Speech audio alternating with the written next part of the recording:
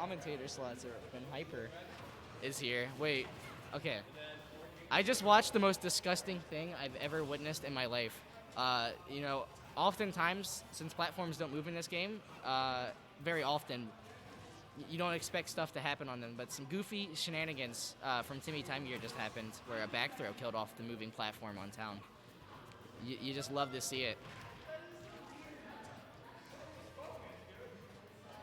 I haven't been paying attention so far, but I do know these two play often, so.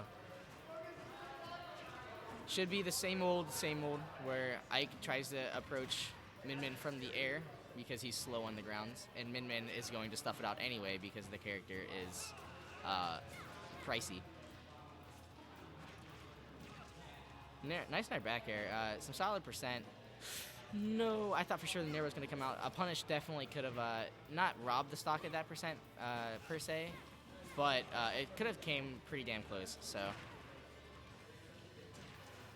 Good forward air, now pushing Timegear off stage. This pressure situation, you don't want to be against Ike on the ledge, but Timegear does have that stock to fall back on if there is anything good about that situation. But now this Ike battling his way back towards center stage. A good spot dodge down smash from Timegear. Gonna find that neutral win. Now they're just trading center stage back and forth.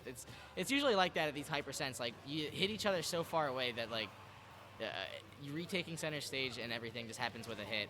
And speaking of getting a hit, Ike approaching down and slamming that sword down on Min Min's face, taking that second stock. But not before, you know, getting the 156.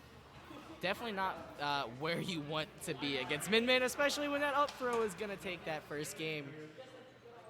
People forget that Min Min has a kill throw, and I disagree with its existence in general, but it does happen.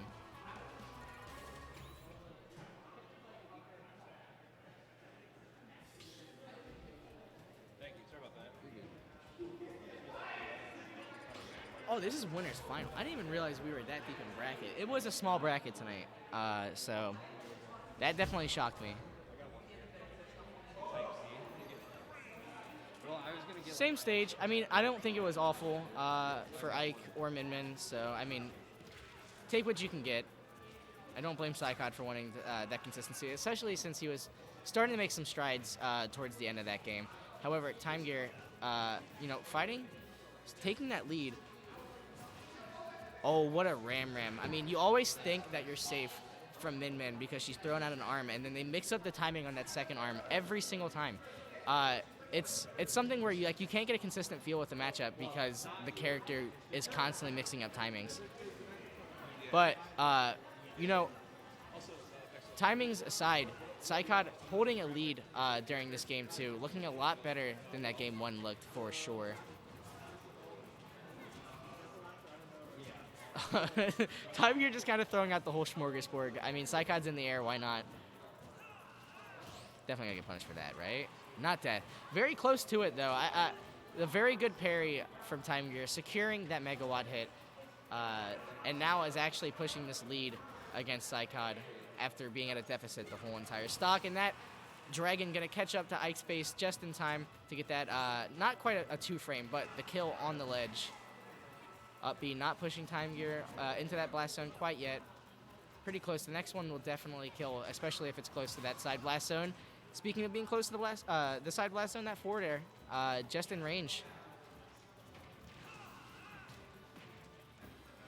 Yeah, big committal from PsyKoD. Very lucky that he got away with the punish that he even did receive there, and is now actually pushing this advantage on Timegear off of it. Definitely a mishap of, you know, failing to punish accordingly. Nice little down throw fair, pushing Timegear off the ledge. Now we have a ledge trapping Ike, but he drops it. PsyKoD, though, very good at recovering center stage. Something that I've noticed about his play the last month and a half that he's been in Cincy playing here. Min Min, though, not the character that really extremely cares about center stage. I mean, obviously it's good to hold it, but she does have stretching arms. So center stage is just a thing for her. Ooh, I don't know if it was worth. We'll have to see on this last stock. I mean, this could very well bite PsyKoD in the butt. so far. Looking pretty good, though. I mean, if you take this game, you take those types of trades. And it's definitely looking to be in PsyKoD's favor.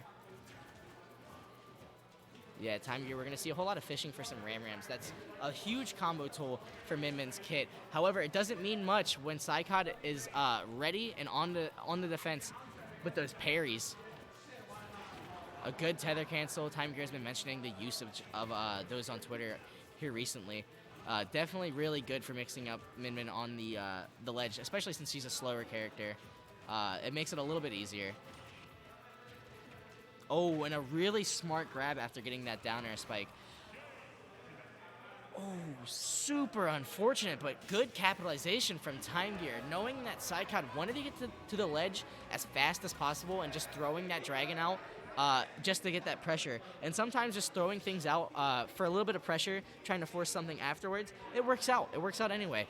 And that dragon definitely going to snipe PsyKoD and take that game too. Timegear now up 2-0 in this winners finals, trying to take it to Grands. This is his last AL. What a story it would be if Timegear could just close out this game 3, enters winner side Grands, and then wins the whole tournament. And starting off really well. I mean, that forward throw combos in the Ram at those low percents. 37% already racked up and counting. 61 now. Timegear throwing out the whole kitchen sink at PsyKoD once again.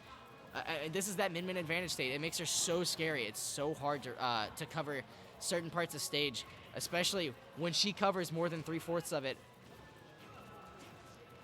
Timegear not being touched yet. Doesn't find that kill, but very close to getting this 0 to death. Just a few hits away, especially with that Megawatt out. It's so scary. That alone being out is enough to make an opponent play off his back legs.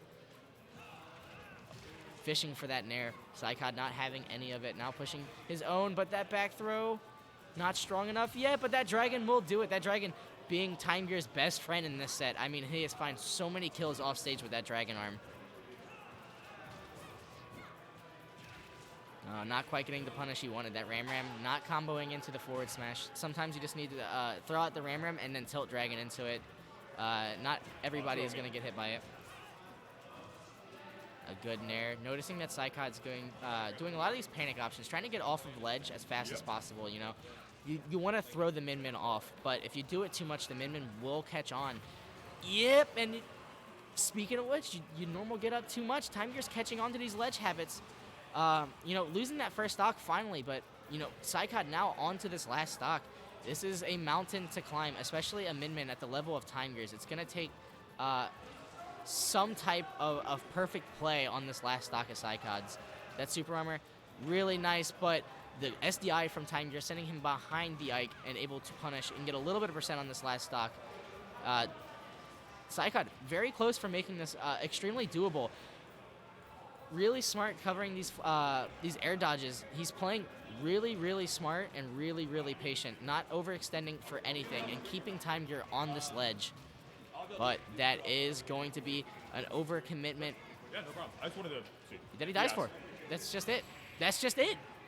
Timegear entering Grand's winner's side with a 3-0 over PsyKoD. I mean, PsyKoD was fighting so well on that last stock. He was staying patient until the bitter end. And sometimes, you know, you play these characters with crazy advantage states and crazy ledge games where you get thrown off stage and you just die for it.